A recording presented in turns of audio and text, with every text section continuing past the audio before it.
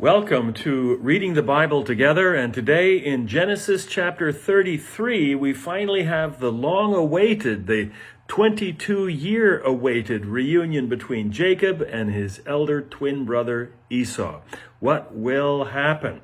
Now, when we last saw Jacob, he had just had a mysterious confrontation with a nighttime wrestler and had somehow managed to come out on top, but with a sore hip and a permanent limp to remember it by. And a changed name as well, from Jacob to Israel. But is he changed? Well, the first sight which greets his eyes is Esau and his 400 men. Now, Jacob resorts to his original plan, dividing the family in two, that at least some may escape. But wait, it appears as though Jacob indeed has changed. For a while, plan number one was for him to bring up the rear, allowing the possibility of a last-minute escape. Jacob now places himself at the front of the procession. Now, this alone is an amazing development. In abject supplication, Jacob leads the way, bowing himself to the ground 7 times until he came close to his brother. Jacob can only see one course of action now: to throw himself on the mercy of Esau. And now comes the great surprise of the story. But Esau ran to meet him, embraced him, fell on his neck, kissed him, and wept. Now, nothing in the story prepares us for this astonishing scene.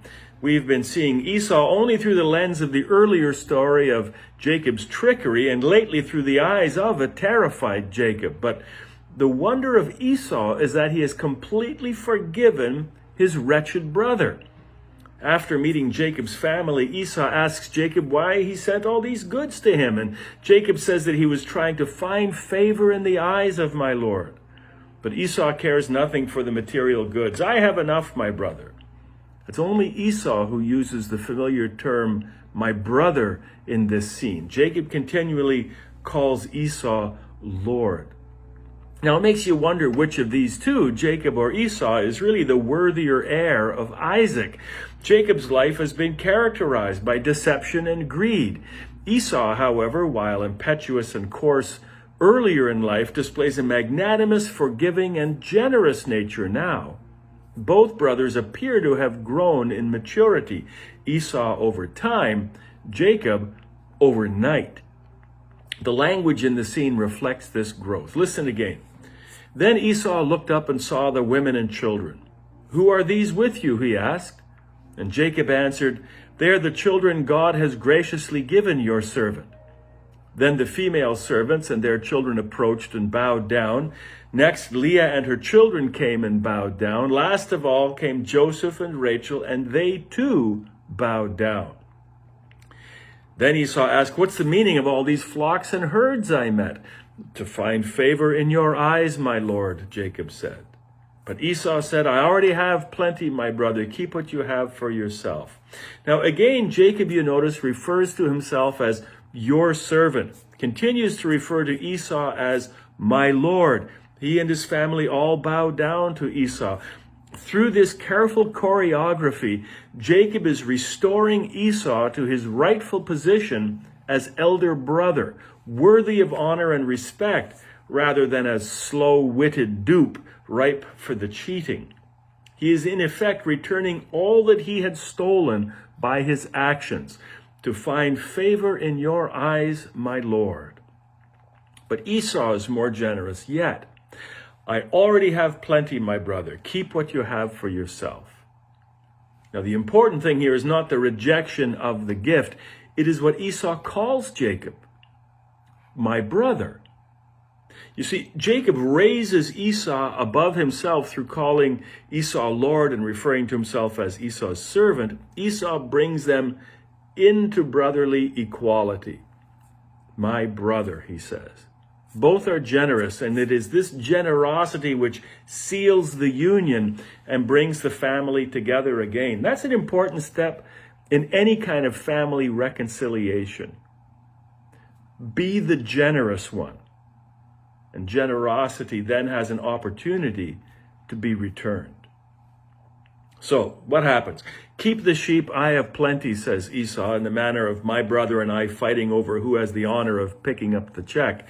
But Jacob urges Esau to accept his present because he says, surely to see your face is like seeing the face of God.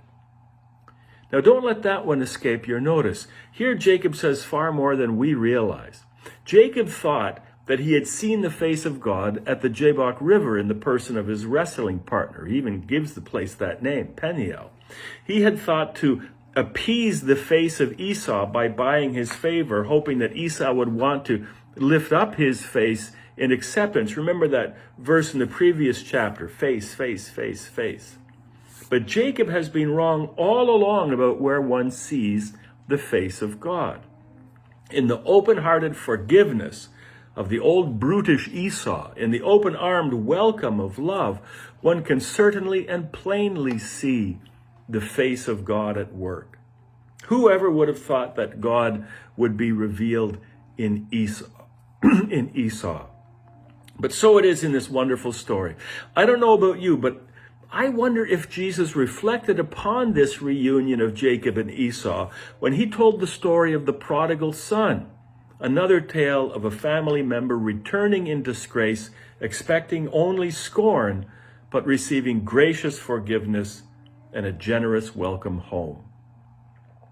Now, unfortunately, despite all this positivity, Jacob still has one more lie in him, one more deception. Esau asks him to accompany him to his home in Seir, in Edom. And Jacob says that he will, but, I have to move slowly due to the size of the company. And he makes a series of further excuses. He tells Esau to go on ahead and he'll follow, but he doesn't. He travels to Succoth, away from his brother. They won't meet again until Isaac's funeral, whom we'd left on his apparent deathbed some chapter and decades before, but the old fella had hung on, dying old and blind and infirm at an incredible age. We're not told how the brothers got along or not at the funeral. Families are complicated things. As we leave this story, though, I hope that we can never forget the shock of Esau's forgiveness, can never forget that in that forgiveness, we can really see the face of God. I hope, too, that we don't forget that when it comes to effecting reconciliations in the family, the onus is on us to be the ones who move forward with generosity. In any case, once again, we can see that the plan of God is moving in mysterious ways, and through unlikely people, God is moving his plan forward, step by unlikely step. People like Jacob and Esau, Leah and Rachel are part of God's plan because they're people like you and me. Next time, a chapter I would rather skip, Genesis chapter 34. I still might. It'll take some courage and resolve to look this story in the face, and quite frankly, I'm not there yet. But we'll see you next time, in any case, as we continue to read the Bible together.